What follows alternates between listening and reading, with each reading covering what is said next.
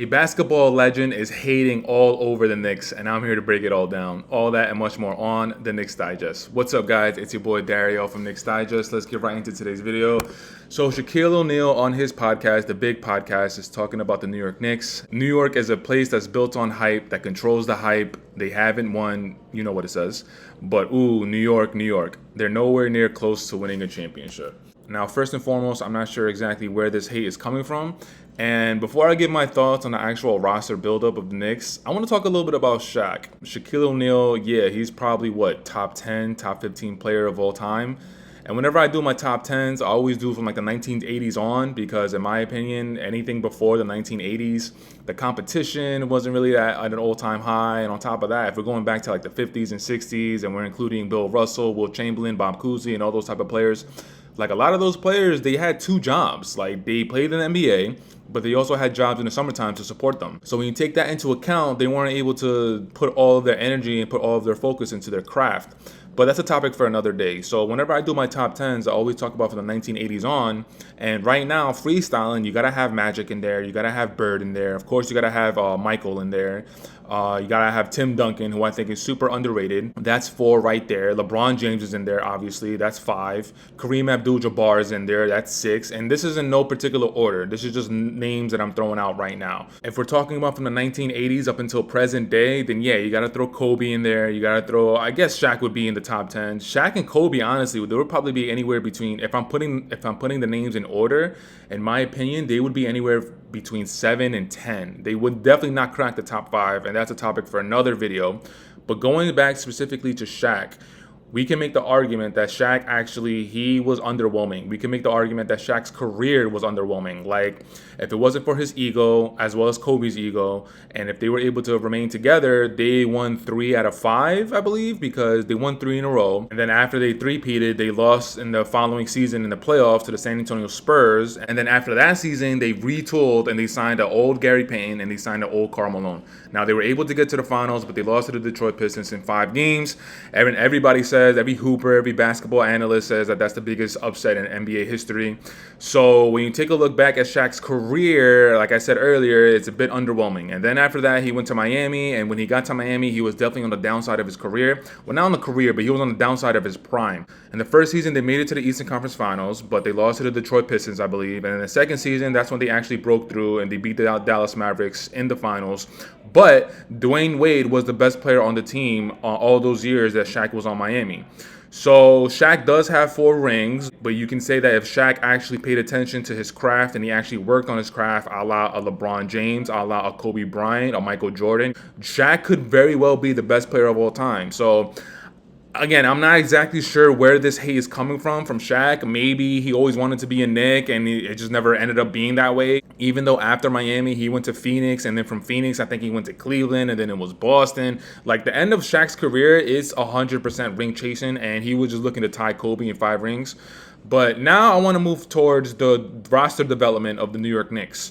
Now, Shaq saying that they're nowhere near winning a championship, I think is absolute blasphemy, in the great words of Stephen A. Smith. Like, obviously in this offseason, the Knicks had one of the better offseasons, even though we're still looking for a backup big. And I think once we solidify that backup big, depending on who it is, then we'll see exactly what the window looks like as far as our championship run. In my opinion, we've definitely had some strikeouts. Mo Wagner was out there before he re-signed with the Orlando Magic. Andre Drummond was out there before he signed with the Philadelphia 76ers. There were some good bigs out there in the free agency market, and the Knicks weren't able to capitalize on it. So now we're depending on a Mitchell Robinson, and even though Mitchell Robinson, and I think it's safe to say that you can call Mitchell Robinson a bit of an injury-prone player, especially in these last couple seasons, if Mitchell Robinson is able to stay healthy for a full entire season, I know that's not realistic, but we need him to be healthy for a majority of the season. And if Mitchell Robinson is healthy for a majority of the season, including the playoffs, then we match up pretty well with the elite teams in the Eastern Conference. And the Eastern Conference is definitely the weaker conference between the two conferences. In the Eastern Conference, we got the Boston Celtics. The Boston Celtics, 100% undoubtedly, are the leaders in the Eastern Conference.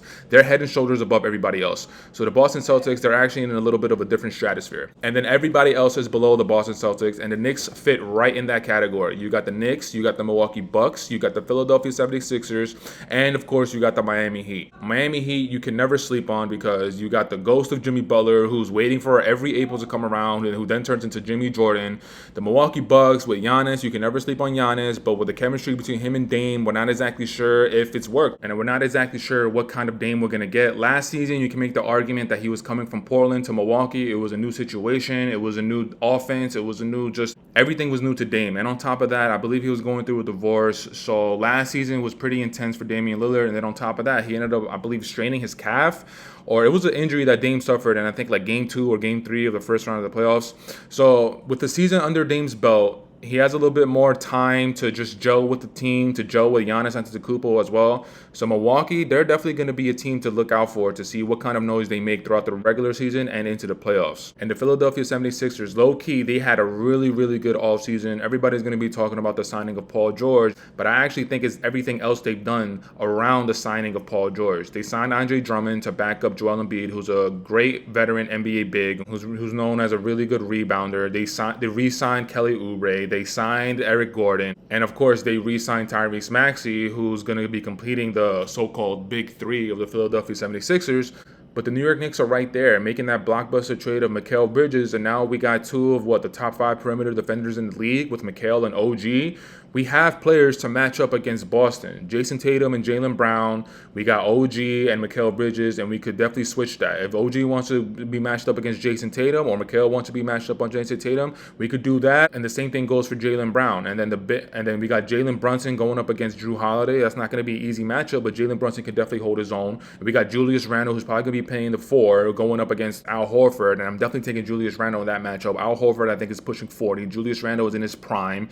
Even though Julius Randle, I do have my quips about him. Now, the 5, Kristaps Porzingis going up against Mitchell Robinson. Mitchell Robinson, I think, would be able to hold his own against Kristaps. It wouldn't be an easy matchup for Mitchell Robinson, but the Knicks match up really well with the Boston Celtics. And of course, before we get to the Boston Celtics, before we get to the Eastern Conference Finals, which I fully expect Boston Celtics to return to, of course, we got to take every team seriously in the first round and the second round. So, like I said, all these other teams, Philly, Milwaukee, Miami, we definitely got to take them into consideration, but I think we match up really well. And the bench, we got Josh Hart, we got Dante DiVincenzo, we got Deuce McBride. We signed Campaign, even though I'm not a big fan of that signing.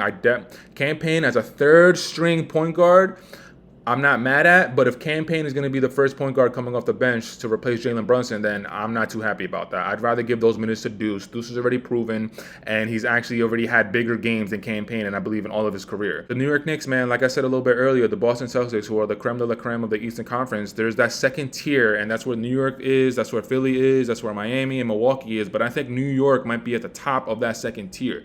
So the New York Knicks, we definitely have a lot to look forward to in the upcoming season, which I just don't understand where this hate is coming from Shaquille O'Neal. That's it for today's video, guys. I want to say thank you so much for checking it out. Make sure to leave it in the comments and let me know what you guys think about Shaquille O'Neal's hate towards the Knicks. Do you agree with him? Or do you think this is kind of out of nowhere? But until next time, you guys know the drill. You guys know the vibes. Taj Gibson for president. Jalen Brunson for all the MVPs. The deuce is loose. Mikal Bridges for the 2024-2025 Defensive Player of the Year. And until next time, I'll check you out on the next video. Peace.